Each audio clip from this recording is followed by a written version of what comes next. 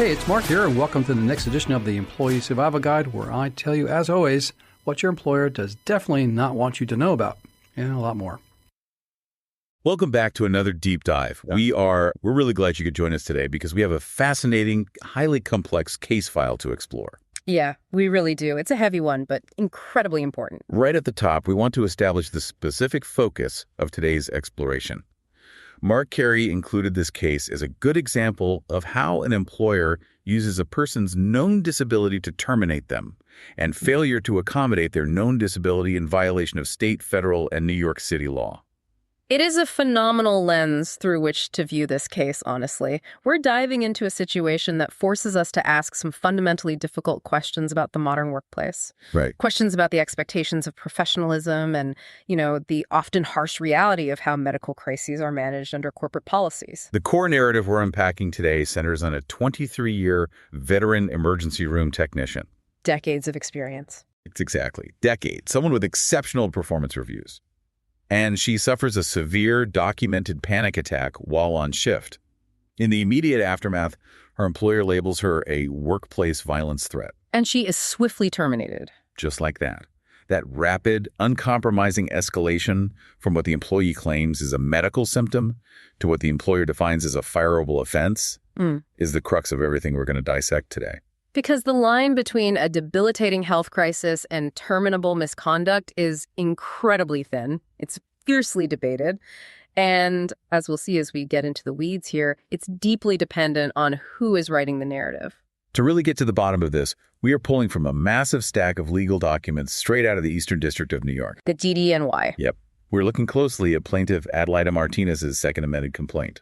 We're also analyzing the official answers filed by her employer, Staten Island University Hospital. Which we'll just be referring to as SIUH throughout this discussion to save some breath. Good call. We also have the answers from her union, which is 1199 SCIU.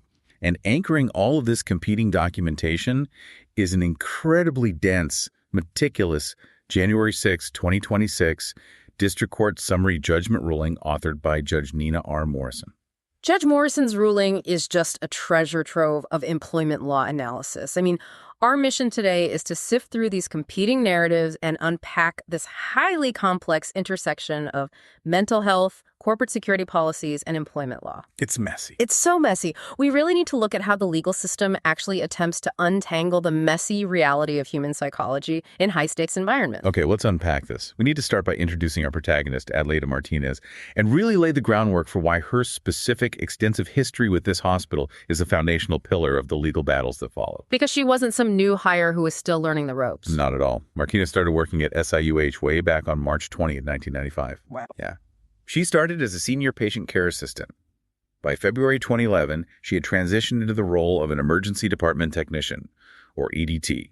Her daily environment included trauma critical care, the pediatric emergency department, and urgent care. And anyone familiar with hospital dynamics knows that an EDT in trauma and pediatric emergency is operating in an absolute pressure cooker. Oh, absolutely. These are departments where life and death are constantly on the line, the sensory input is overwhelming, and the emotional toll is notoriously high. Right.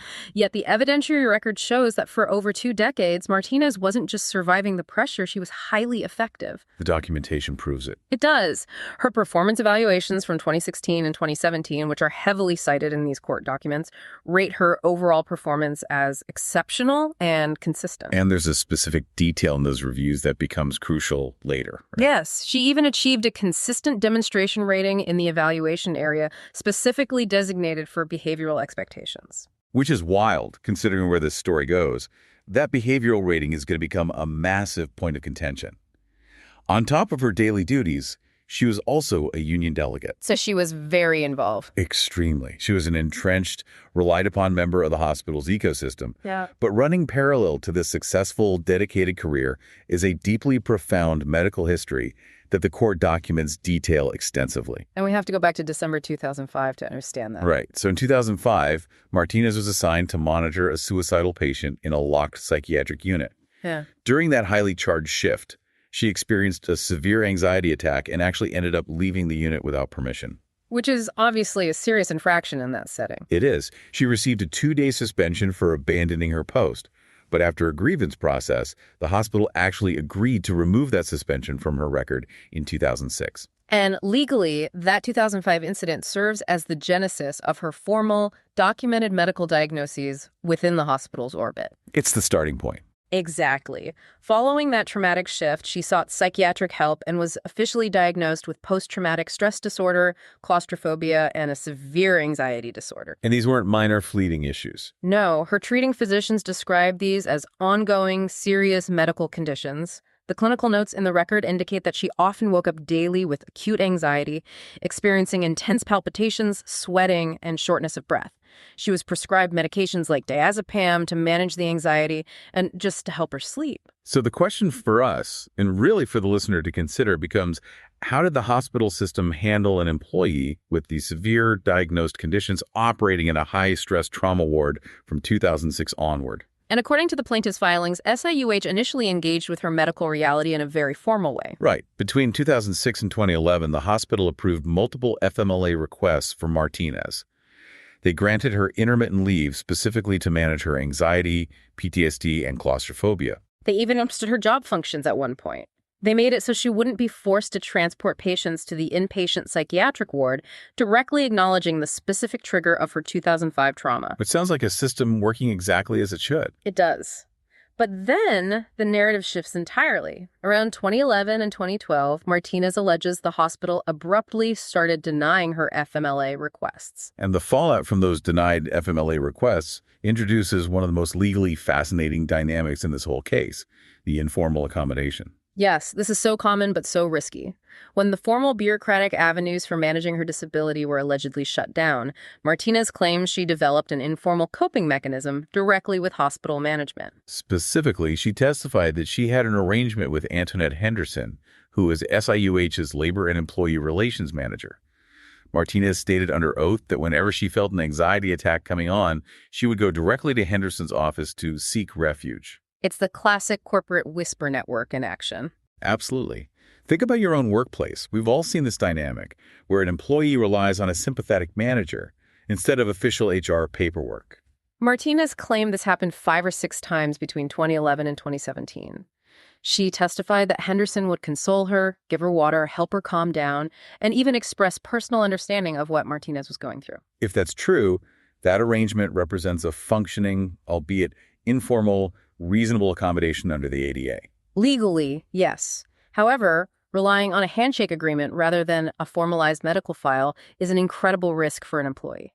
And that exact risk materializes in the hospital's defense strategy here. Because Henderson, alongside the broader SIUH administration, vehemently denies that decision-makers had any knowledge of Martinez's disabilities prior to the incident that led to her termination. It's a total denial. Henderson testified point blank that she had no knowledge of Martinez's anxiety, depression, or PTSD.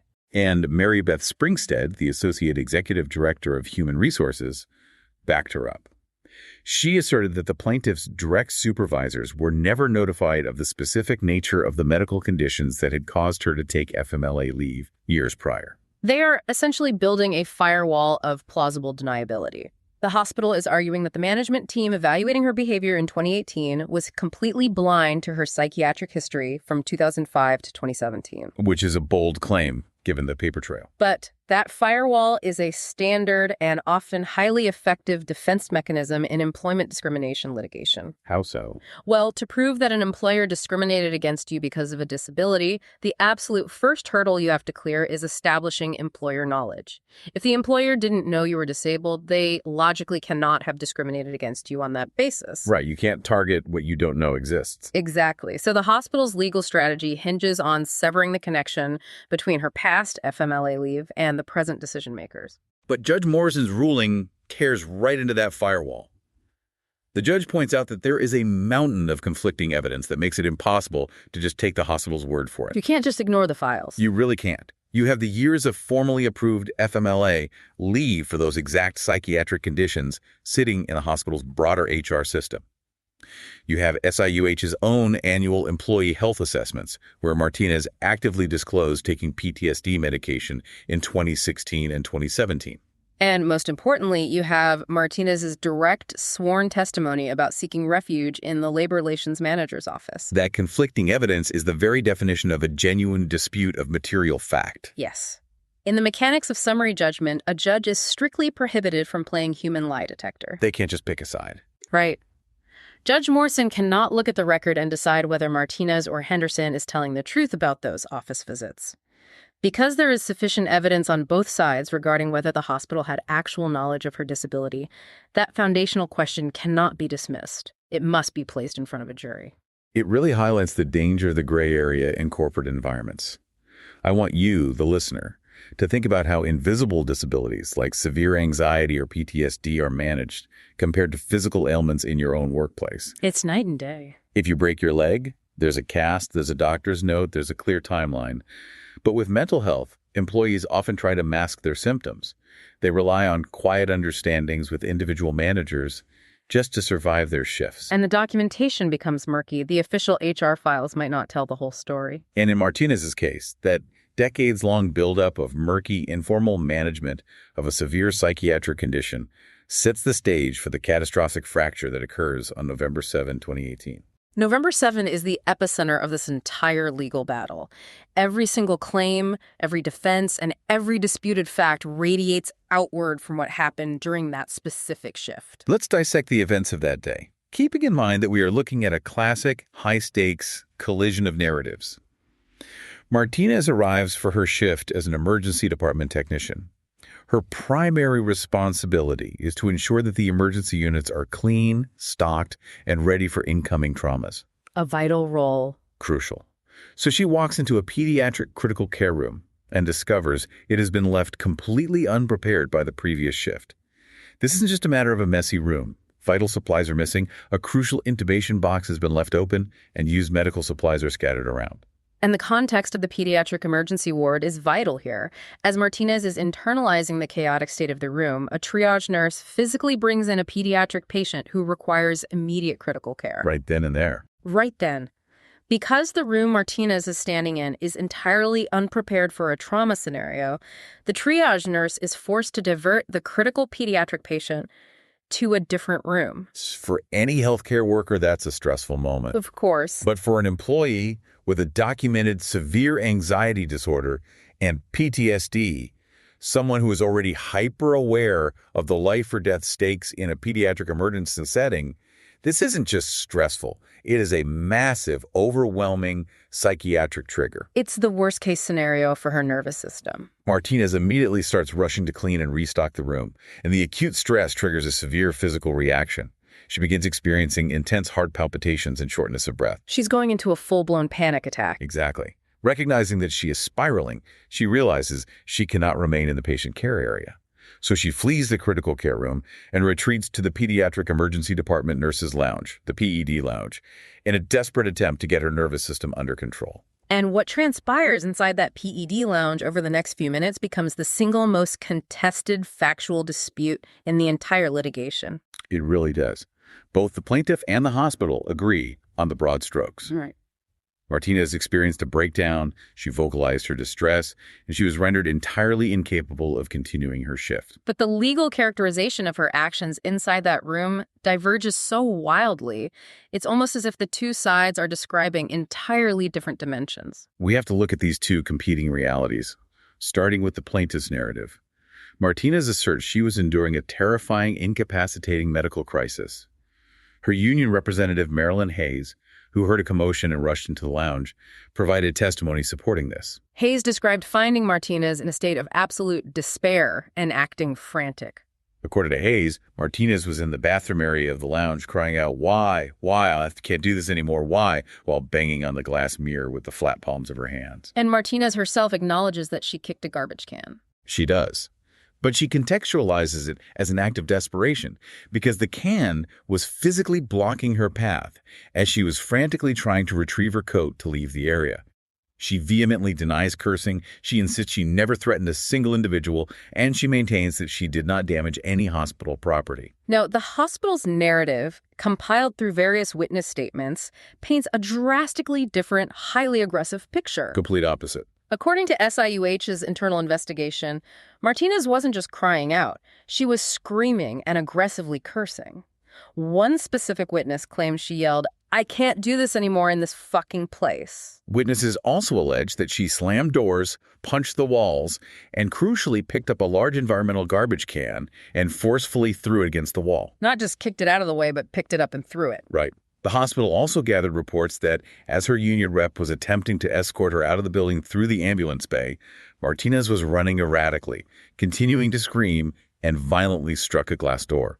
And based on these witness reports, the hospital administration categorized the entire sequence of events not as a medical event, but as a severe violation of their strict zero-tolerance policies against workplace violence. It is staggering to process how the exact same physical event is interpreted through two completely incompatible corporate lenses. It's fascinating. Through the lens of occupational health and disability management, you have a 23-year veteran employee suffering a terrifying, uncontrollable manifestation of a known psychiatric disability, a severe panic attack isolated within a private staff lounge.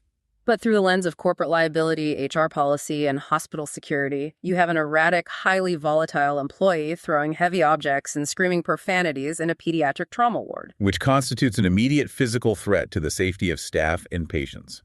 What's fascinating here is how employment law handles this messy reality of psychiatric symptoms manifesting as disruptive behavior, because the Americans with Disabilities Act is notoriously rigid in this specific intersection. People often misunderstand this. They do. The ADA provides sweeping protections for disabled employees, but it contains a massive, heavily litigated caveat. The ADA does not immunize disabled employees from being disciplined or even terminated for actual misconduct in the workplace, even if that misconduct is the direct, undeniable result of their disability. That is a concept that constantly trips people up. The assumption is often that if a medical condition causes the behavior is automatically protected. But the law draws a hard line at misconduct. It draws a very hard line. If an employer has a consistently applied business-necessary rule, such as a hospital's strict prohibition against violence, aggressive intimidation, or threatening behavior, the employer maintains the legal right to terminate an employee who violates that rule. Because safety comes first. Exactly. A hospital cannot be legally compelled to tolerate actual physical violence or legitimate threats to staff safety simply to accommodate an employee's psychiatric disability. The safety of the workplace supersedes the accommodation. But and this is the absolute crux of Judge Morrison's analysis. The protection for the employer only applies if the behavior legally rises to the level of actual misconduct. Right. If the behavior does not cross that legal threshold into true misconduct, and the employer fires the person for that behavior anyway, knowing it was a manifestation of a disability, then the employer has committed actionable disability discrimination. Which forces the court to ask an incredibly nuanced question. Does kicking a garbage can out of your way while hyperventilating constitute workplace violence? Is banging your flat palms against a bathroom mirror while crying in despair a terminable offense under a zero-tolerance aggression policy? Judge Morrison digs deep into the hospital's own internal policies to answer that. She notes that SIUH's policies explicitly prohibit fighting, bullying, intimidating, or threatening behavior. But when analyzing the evidentiary record, she points out that it does not conclusively establish that Martinez actually engaged in any of those specific actions. Even Antoinette Henderson, the HR manager who took a hardline stance on the firing, conceded during her deposition that Martinez did not actually threaten a single person in that lounge. The judge also highlighted a fascinating detail from one of the hospital's own witness statements. A hospital employee was apparently in the PED lounge when Martinez entered in her distressed state. Oh, the training module detail. Yes. According to the statement, this employee simply stayed in the corner of the lounge and continued completing their online training modules, their iLearns. Judge Morrison rightly points out that a reasonable jury could easily infer that if an employee is casually finishing up mandatory online training in the corner of the room, they likely do not perceive themselves to be in the presence of a violent, intimidating physical threat. It perfectly illustrates the subjective nature of the word violence in a corporate setting. The judge is effectively looking at the hospital and saying, I cannot legally declare that this event was workplace violence as opposed to a chaotic medical symptom. The evidence is entirely split. Therefore, a jury of her peers has to listen to these witnesses and decide which narrative is the truth. The survival of these claims past summary judgment hinges entirely on that factual dispute. If a jury listens to the testimony and believes the hospital's witnesses that Martinez was hurling large trash cans against walls and screaming profanities, they are highly likely to find that it was legitimate, terminable misconduct. However, if they believe Martinez and union representative Marilyn Hayes that she was merely crying, hyperventilating, and slapping a mirror in an uncontrollable state of panic, they could very well find that the hospital wrongfully terminated a disabled employee for exhibiting a symptom of her illness. But the legal concrete really sets the very next day. The timeline here is incredibly compressed, moving from the incident directly into the disciplinary aftermath. It moves so fast. The panic attack occurs on November 7th. On November 8, Martinez is summoned into a formal meeting with her supervisor, Karen Traval, an assistant manager named Nicholas Janusa, and her union delegate, Marilyn Hayes. During this meeting, Martinez attempts to provide context. She tries to explain how the severely unprepared pediatric trauma room triggered her. But Traval shuts the explanation down. She allegedly states that a dirty room is absolutely no excuse for her behavior and immediately suspends Martinez pending a full investigation. From a legal perspective, the documentation generated during and immediately after this November 8 meeting is critical. This is the exact moment where Martinez and her union representative explicitly put the hospital administration on notice regarding her medical state. Contemporaneous notes taken during the meeting confirm that Marilyn Hayes explicitly stated she went into the PED lounge because she heard Martinez have an anxiety attack. And Martinez's own testimony corroborates that she actively tried to explain her disability and the psychiatric nature of the event to her supervisors in that room. Despite this immediate, explicit notification that the event was a medical crisis, the hospital administration takes an incredibly uncompromising, rigid stance. Antoinette Henderson's later deposition testimony reveals the full extent of this rigidity. Henderson testified that even though the union rep explicitly categorized it as an anxiety attack, the hospital felt no obligation to factor that in. Because Hayes isn't a doctor. Right, arguing that Marilyn Hayes is not a clinician, and therefore her amateur diagnosis held no weight. Furthermore, Henderson testified that even if they had accepted it was a panic attack, it fundamentally would not have altered the outcome. She stated under oath that a panic attack doesn't excuse the behavior of workplace violence, and that even if it was conclusively proven that her behavior was entirely caused by her disability, Martinez would have been terminated regardless. And 6 days later, on November 14th, the hospital follows through on that stance. Martinez is officially terminated for violating SIUH's policy against aggression, bullying, hostility, and violence in the workplace. Henderson's testimony is a fascinating high-stakes legal strategy. By stating unequivocally that Martinez would have been fired regardless of whether a disability caused the behavior, the hospital is actively choosing to bypass the standard burden-shifting framework that dominates employment discrimination law. Let's break down the mechanics of that framework without getting bogged down in the Latin terminology. Please. Usually in these discrimination cases, there's a predictable legal dance. The employee steps forward and says, I have a disability, I was qualified, and you fired me because of my disability. Right. The employer then steps forward with a counter-narrative, offering a supposedly legitimate, non-discriminatory reason. They might say, no, we didn't fire you because of your PTSD, we fired you because you were chronically late. And then the burden shifts back. Exactly. The burden shifts back to the employee to prove that the employer's excuse, the lateness is legally fake. They have to prove it's just a pretext to cover up the actual discriminatory motive. The vast majority of employment litigation is spent arguing over that pretext. But in this case, the hospital skips that entire dance. They do. They aren't offering a separate, unrelated excuse like attendance or insubordination. They are openly admitting, we fired her for the exact conduct that she claims is the manifestation of her disability. Because the employer is not disclaiming they're reliant on the disability-caused conduct, the entire inquiry into pretext falls away. The legal question streamlines into something much more dangerous for both sides. Did her conduct render her inherently unqualified to hold her position? The hospital is locking its entire defense into the argument that anyone who acts the way Martinez acted on November 7, regardless of the underlying medical or psychiatric cause, is fundamentally and inherently unqualified to work in their hospital environment. It is a massive gamble, putting all their chips on the jury, believing their definition of violence. And there is an entirely separate layer to this rapid termination that Martinez introduces in her legal complaint. She points to the broader context of the hospital's environment that specific week. This is where the scapegoat theory comes in. Yes. She alleges that the SIUH administration was operating on a hair trigger because of a highly publicized, entirely unrelated incident.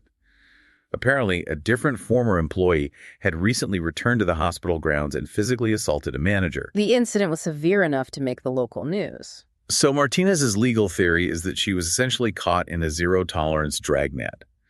She argues that the hospital administration was desperate to project an image of being tough on violence in the wake of the assault, and they used her chaotic medical crisis as a convenient scapegoat to demonstrate their strict adherence to policy. Now, while Judge Morrison's summary judgment ruling focuses primarily on the strict legal definitions rather than deeply validating the scapegoat theory, the inclusion of that background detail paints a vivid picture of the corporate reality. It really does. It highlights how an administration, potentially operating under heightened scrutiny and institutional fear following a real assault, might react with extreme, uncompromising severity to anything that even vaguely resembled a workplace disruption. Stripping away any nuance regarding mental health in the process. Exactly. With the termination finalized, Martinez is thrust into a complex legal fight, which brings us to her battle against her own representatives. Yeah. Because Martinez doesn't just sue the hospital. She simultaneously sues her union, 1199 SEIU. She initiates what is known under the Labor Management Relations Act as a hybrid claim. She alleges two interconnected violations. First, that the hospital breached the collective bargaining agreement by wrongfully terminating her, and second, that the union breached its absolute duty of fair representation by failing to properly defend her against the hospital's actions. Bringing a hybrid claim against a union is a notoriously uphill battle. It is incredibly difficult to win because you are essentially forced to prove two entirely separate lawsuits simultaneously. You have to prove the employer was wrong and the union was corrupt. Right. You have to prove that the employer was definitively wrong in their employment action. And D, you have to prove that your union was legally delinquent, corrupt, or acting in bad faith in how they handled your grievance. Martinez leveled some incredibly serious allegations against 1199 SEIU to support this claim. Her primary grievance was that the union outright refused to take her termination case to formal arbitration. But she went much further than that. She did. She alleged a massive coordinated conspiracy. She claimed the union actively conspired with the hospital administration to deliberately bury exculpatory video evidence from the hospital security cameras. Evidence that she insists would have conclusively proven she was not engaging in violent or destructive behavior. The union, predictably, filed a vigorous, highly detailed answer denying every aspect of these allegations. They laid out a meticulous timeline of their advocacy on her behalf. They pointed out that they did not abandon her. They formally filed a Step 3 grievance immediately following her termination. They represented her at a critical November 27 grievance meeting where they actively, forcefully advocated for her reinstatement. The evidentiary record shows that her union representatives, Marilyn Hayes and Carey Johnston, explicitly demanded that the hospital view the November 7 incident as an anxiety attack rather than an act of violence. They literally begged the hospital administration to rescind the termination and place Martinez on medical leave instead. So the union's defense is essentially, we fought for you, but we lost the argument with the hospital. Yes. When SIUH administration definitively refused to reinstate her or grant the medical leave, the union's internal contract administrators reviewed the case and made the strategic decision not to escalate the grievance to formal arbitration. Martinez fought that decision internally.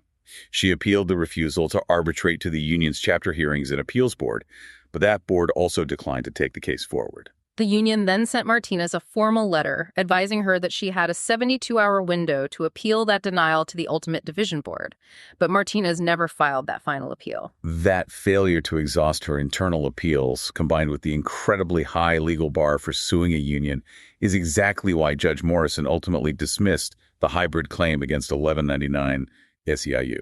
The legal standard for proving a union breached its duty of fair representation requires showing that the union's actions were arbitrary, discriminatory, or in bad faith. And the courts have consistently ruled that a union making a tactical error or simply deciding that a specific case is unwinnable in arbitration does not constitute bad faith. Even if a plaintiff can prove the union was outright negligent in their representation, mere negligence is not enough to breach the legal duty. That standard always feels incredibly harsh to an individual worker. If you hire a private attorney and they are wildly negligent with your case, you can sue them for malpractice. but the union is held to a much lower standard of accountability. It does feel harsh on an individual level, but the legal framework is built around the unique systemic role of a labor union. A union does not just represent the individual, it represents the entire collective bargaining unit. They operate with finite resources. Exactly, finite financial and legal resources. Therefore, they are legally granted broad discretion to triage grievances. They have to make hard, pragmatic choices about which cases to spend collective funds arbitrating. In this situation, if the union leadership evaluated the hospital's zero-tolerance violence policy, looked at the conflicting witness statements, and decided that taking Martinez's case to an arbitrator was a guaranteed loss, they have the legal right to drop the case. Judge Morrison found that the union actively represented her at the grievance meeting, was transparent about their internal decisions, clearly informed her of her appeal rights, and that Martinez ultimately abandoned her own grievance process by letting the 72-hour window expire. Consequently, the union was dismissed from the lawsuit entirely. So the union is out, leaving Martinez to face the hospital alone. This brings us to the core legal deep dive into the survival of her primary discrimination claims. And this is where the laws start stacking on top of each other. Right. Martinez sued SIUH under three distinct layers of law: the Federal Americans with Disabilities Act, the New York State Human Rights Law, and the New York City Human Rights Law. And the massive victory for the plaintiff at this stage is that Judge Morrison ruled these core claims survive summary judgment. They are not being thrown out. They are headed to a jury trial. It is a critical juncture in the litigation. By denying summary judgment, the judge is formally declaring that the evidentiary record is too messy, too conflicting, and too reliant on witness credibility to be decided by a judicial decree. It's like a referee in a boxing match. Summary judgment is like stopping the fight before the final bell because one fighter clearly has no chance. But here, the judge is saying both sides have landed solid punches, they both have evidence, so the jury has to decide the winner. I love that analogy. The judge outlined three massive factual questions that a jury must resolve to determine liability. Let's break down those three jury questions because they form the absolute roadmap for the trial. Question 1. Was her conduct actually workplace violence, as defined by the hospital's policies, thereby rendering her inherently unqualified for her job regardless of her disability? We've already explored how fiercely disputed the physical events in the PED lounge are. Question 2. Was the conduct in the lounge actually caused by her disability? While the hospital might argue she was just angry, Martinez has compelling evidence here. Her doctor's notes from the days immediately following the incident clearly document that she suffered a severe panic attack and formally diagnosed her with a panic disorder. And question 3. Did the hospital know, or should they have reasonably known, that the conduct was caused by her disability at the exact moment they made the decision to fire her? Those three questions have to be evaluated through the specific lenses of the three different laws she sued under, and this is where the legal landscape gets incredibly fascinating. The ADA serves as the federal baseline. The New York State Human Rights Law historically mirrored the federal standard, though it maintains a slightly broader definition of what actually constitutes a recognized disability. But the true powerhouse in this lawsuit is the New York City Human Rights Law, the NYCHRL. It is widely considered one of the most expansively protective anti-discrimination statutes in the entire country. Because the NYCHRL operates on a fundamentally different standard of proof than the federal law. Right. Explain the mixed motive concept for us. Under the federal ADA, an employee generally faces a very high hurdle. They must prove that their disability was the but-for cause of their termination, meaning if the disability didn't exist, the firing wouldn't have happened. The binary. Yes. But the NYCHRL operates on what is known as a mixed motive standard. To secure a victory under city law, a plaintiff does not have to prove that their disability was the sole reason they were fired. They only have to prove that discrimination played a role, even just a partial, contributing role, in the employer's ultimate decision. That distinction changes the entire calculus for a jury. Completely. If a jury listens to the evidence and decides, well, the hospital fired her 90% because they genuinely believe she was a violent threat, but 10% of their decision was influenced by the fact that they were just tired of managing her PTSD and anxiety, that 10% violates city law. Under the NYCHRL, the burden is incredibly heavy on the employer. They have to prove that discriminatory animus played absolutely zero role whatsoever in the employment action. Because the city law demands such an expansive, protective interpretation of the evidence in favor of the employee, Judge Morrison mandates that these nuanced calls of motive and knowledge must be debated and decided by a jury at trial. But the discrimination claims aren't the only ones going to trial. We have to look at what I consider the most paradoxical element of this entire case, the failure to accommodate claim. Yes, this part is wild. Martinez isn't just arguing that the hospital wrongfully fired her. She is simultaneously arguing that they violated the law by failing to provide her with a reasonable accommodation for her psychiatric crisis in that moment. This represents an entirely separate theory of liability under the ABA.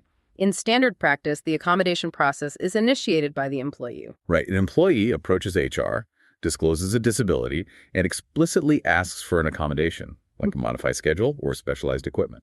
And the law then obligates the employer to engage in an interactive process, a good faith dialogue to determine if that request is reasonable and can be implemented without undue hardship. But SIUH mounts a very logical, chronological defense here.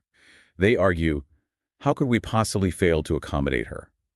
She didn't ask for an accommodation on November 7. She didn't ask for help. She just started kicking trash cans and screaming. Which is factually true. She didn't formally ask in that moment. Right. The hospital points out that the very first time she or her union formally requested medical leave as an accommodation was at the November 27 grievance meeting, which was nearly 2 weeks after she had already been legally terminated. The hospital's stance is that you cannot retroactively demand an accommodation to excuse past misconduct that has already resulted in your firing. It is a formidable defense. The courts generally agree that the ADA is not a time machine. It doesn't allow an employee to erase terminable offenses by suddenly asking for an accommodation after the fact. However, Judge Morrison highlights a crucial, heavily litigated loophole in the ADA framework, the obvious disability exception. This exception shifts the burden entirely onto the employer. How does it work? The Second Circuit Court of Appeals has established that under very specific circumstances, if an employee's disability and their immediate need for an accommodation are obvious, the employer is legally obligated to proactively initiate that informal, interactive process themselves. Even if the employee doesn't ask. Even if the employee is entirely incapable of explicitly asking for help in that moment. The underlying legal philosophy is that if an employer knows, or reasonably should know, that an employee is disabled and visibly struggling to perform their job due to that disability, the employer cannot simply sit back, watch them fail, and then fire them. They have an affirmative duty to intervene. They do. They have to ask, do you need assistance? Which perfectly distills the chaos of the PED lounge into a legal question. Did a woman crying in despair, hitting a mirror with flat palms, and hyperventilating in a bathroom make her psychiatric disability obvious? Judge Morrison rules that a jury could absolutely say yes. When you combine the visceral, visible nature of the panic attack itself, the fact that her union representative explicitly informed management the very next day that it was a psychiatric event, and Martinez's own documented decades-long history of taking FMLA leave specifically for anxiety and PTSD. A reasonable jury could conclude that her need for an immediate medical accommodation was glaringly obvious. If the jury decides it was obvious, then SIUH violated the ADA the moment they suspended and fired her without ever pausing to initiate a dialogue about how to accommodate her crisis. But here's where it gets really interesting. The hospital introduces a fascinating paradoxical counterargument to this entire theory. They turn it around on her. They say, even if we accept that we were legally required to accommodate her obvious distress on November 7, we actually did provide an accommodation. We had a pre-existing informal agreement that whenever she felt anxious, she could go sit in Antoinette Henderson's office to decompress. Yes, the hospital is weaponizing the plaintiff's own claim of an informal accommodation against her. They are arguing to the jury that they provided a perfectly reasonable, functional accommodation, but Martinez simply failed to utilize it. Instead of walking to Henderson's office to seek refuge, as she had allegedly done in the past, she chose to isolate herself in the PED lounge and engage in destructive behavior. The legal principle here is that if an employer provides a reasonable accommodation and the employee simply rejects it or fails to utilize it, the employer is generally absolved of liability for failing to accommodate. It is a complete legal paradox. Martinez claims the hospital failed to accommodate her crisis. The hospital claims Martinez failed to use the accommodation they had already provided. It highlights just how profoundly messy human behavior is. And how woefully inadequate rigid legal frameworks are when trying to neatly categorize the chaos of a severe psychiatric episode. Once again, the judge steps back and dictates that the jury must untangle this paradox. While Martinez won the right to take those incredibly complex discrimination and accommodation claims to a jury, it wasn't a total victory. We need to examine the claims that Judge Morrison dismissed from the lawsuit. Specifically, the claims for retaliation and FMLA interference.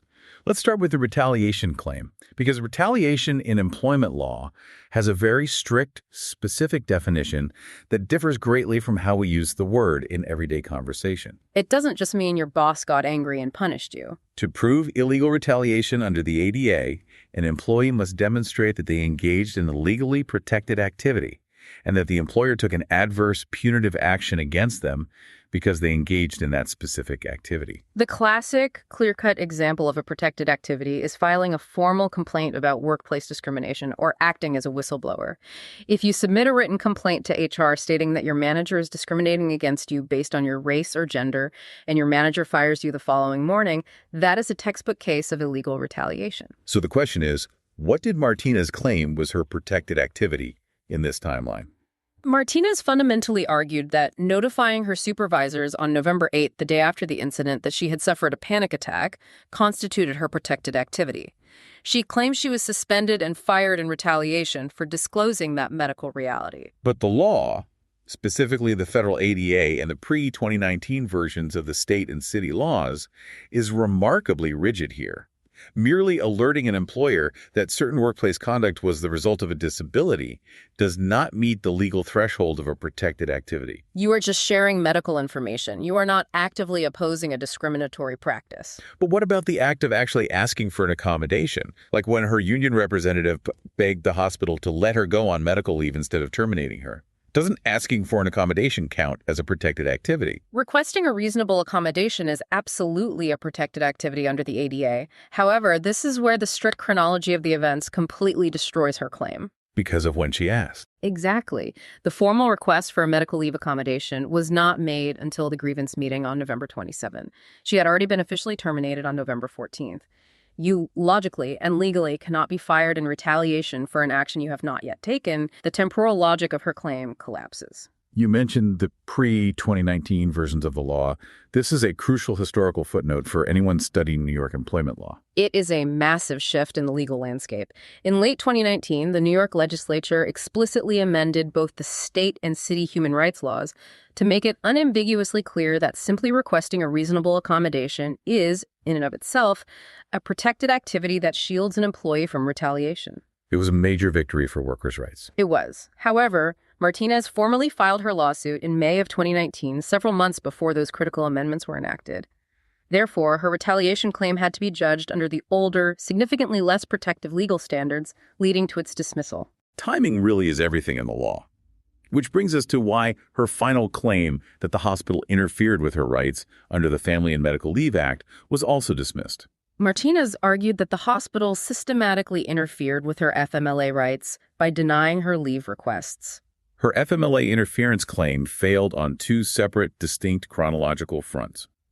First, she attempted to build a case that the hospital wrongfully denied her FMLA request way back in 2011 and 2012, which she claimed effectively forced her to stop applying for it altogether out of futility. But the FMLA carries a very strict statute of limitations. Generally, a plaintiff has 2 years from the date of the violation to file a lawsuit, extended to 3 years only if they can prove the employer's violation was willful. Martinez filed this lawsuit in 2019, 7 years after the alleged 2012 denials. Those early claims were completely unequivocally time-barred by the statute of limitations. So she tried to pivot and apply the FMLA interference claim to the November 2018 incident itself. She argued they interfered with her rights by firing her instead of granting her FMLA leave for the panic attack. She did, but that argument failed on the foundational mechanics of the FMLA. An absolute essential element of an FMLA interference claim is that the employee must actually provide notice to the employer of their intention to take FMLA qualifying leave. There's nothing in the FMLA statute that forces an employer to proactively, unilaterally place an employee on FMLA leave if the employee does not request it. As we established during the accommodation discussion, Martinez and her union did not formally request medical leave until November 27.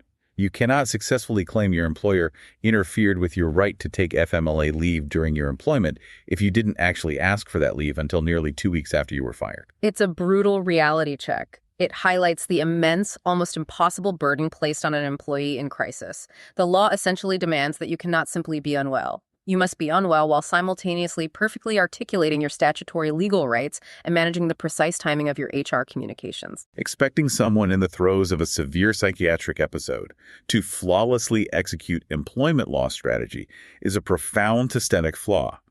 But as this ruling shows, it is the uncompromising reality of the current legal framework. Which leads us to the final, highly unusual aspect of this lawsuit. Martinez didn't just sue the faceless corporate entity of Staten Island University Hospital. She aggressively targeted the individuals involved. She named her specific supervisors, Karen Travall and Antoinette Henderson, as individual defendants, suing them personally under the New York City human rights law. That is a major escalation. Under federal laws like Title VII or the ADA, you generally cannot hold an individual middle manager personally, financially liable for workplace discrimination. You sue the company itself. But New York state and city human rights laws contain powerful provisions known as aider and abettor liability. The aider and abettor provision is a formidable tool for plaintiffs in New York. The statute explicitly makes it unlawful for any person to aid, abet, incite, compel, or coerce the doing of any discriminatory acts. And the New York courts have consistently interpreted this broad language to mean that individual employees, even if they do not possess the ultimate unilateral authority to hire or fire, can be held personally, individually liable if they actually participate in the discriminatory conduct. The stakes for those managers are suddenly incredibly high. If the jury decides that the hospital discriminated against Martinez, Travall, and Henderson could be personally on the hook for damages. The hospital's legal team fought hard to get these individual claims thrown out before trial. They argued that neither Travall nor Henderson should be held individually liable because neither of them made the ultimate final decision to terminate Martinez. The hospital's defense was that Mary Beth Springstead, the director of human resources, was the sole individual who made the final call to fire her. But Martinez hotly disputes that chain of command. She alleges that Travall and Henderson actively drove the punitive investigation, that they championed the termination, and crucially, that Henderson actively and deliberately hid critical information about Martinez's known psychiatric disabilities from Springstead to ensure the termination went through. Because the internal corporate mechanics of who exactly pulled the trigger on the termination are so heavily disputed, Judge Morrison ruled that she could not dismiss the individual defendants. The factual web of who knew what, who communicated what to whom, and who ultimately drove the decision is far too tangled. The jury will have to parse through the internal emails, the meeting notes, and the depositions to determine if Travall and Henderson actively aided and abetted the alleged discrimination. So what does this all mean? We've traversed decades of medical history, untangled ADA frameworks, navigated FMLA timelines, and dissected the dueling narratives of a single chaotic panic attack. When we synthesize this massive legal journey, what is the ultimate takeaway? This case violently illustrates that the line between a legally fireable offense and a legally protected medical crisis is not a clear, bright boundary. It is a vast, gray, heavily litigated area. This lawsuit underscores the absolute immense power of corporate documentation, the literal, rigid interpretation of workplace policies, and the incredibly heavy, often unrealistic burden placed on both employees and HR departments to communicate flawlessly during a psychological crisis. It serves as a profound cautionary tale for every level of the corporate structure. For employees, it highlights the extreme vulnerability of relying on informal handshake accommodations with sympathetic managers. If your medical needs are not formally documented, you are entirely exposed if leadership changes or if a crisis occurs. And for employers, it is a glaring warning about the absolute necessity of engaging in the interactive process. Rushing to execute the harshest punitive measure in the name of zero-tolerance policies without pausing to investigate if a medical accommodation is legally required can invite years of grueling, expensive litigation. In the end, it is a deeply tragic scenario. A dedicated 23-year career in a vital healthcare role was entirely dismantled on what was arguably the worst psychological day of this woman's life. I want to ask you to consider one final thought. Think deeply about the concept of professionalism as it is enforced in your own workplace. We have all signed codes of conduct. We all operate under employee handbooks that dictate our behavioral expectations. But when an employee's neurochemistry temporarily overrides their cognitive ability to maintain that standard, when a panic attack or a PTSD trigger literally alters their perception of reality and strips away their behavioral control, how does your corporate infrastructure respond? Does your company's policy treat them as a patient in desperate need of immediate intervention and accommodation, or does it instantly recategorize them as a liability and a threat to be neutralized? As our legal and cultural understanding of neurodivergence and mental health continues to evolve, how we answer that specific question will likely define the future landscape of employment law. That is a profound, challenging question to end on. Thank you for joining us on this exhaustive deep dive. The intersection of human fragility and corporate law is incredibly complex, but unpacking these mechanisms helps us all navigate our own workplaces with a bit more clarity. Keep questioning the structures around you. Make sure you actually read your employee handbooks, and we will catch you on the next deep dive. Hey, it's Mark, and thank you for listening to this episode of the Employee Survival Guide. If you'd like to be interviewed for our podcast and share your story about what you're going through at work, and do so anonymously, please send me an email at mcarey@capclaw.com. And also, if you like this podcast episode and others like it, please leave us a review. It really does help others find this podcast. So leave a review on Apple or Spotify or wherever you listen to this podcast. Thank you very much, and glad to be of service to you.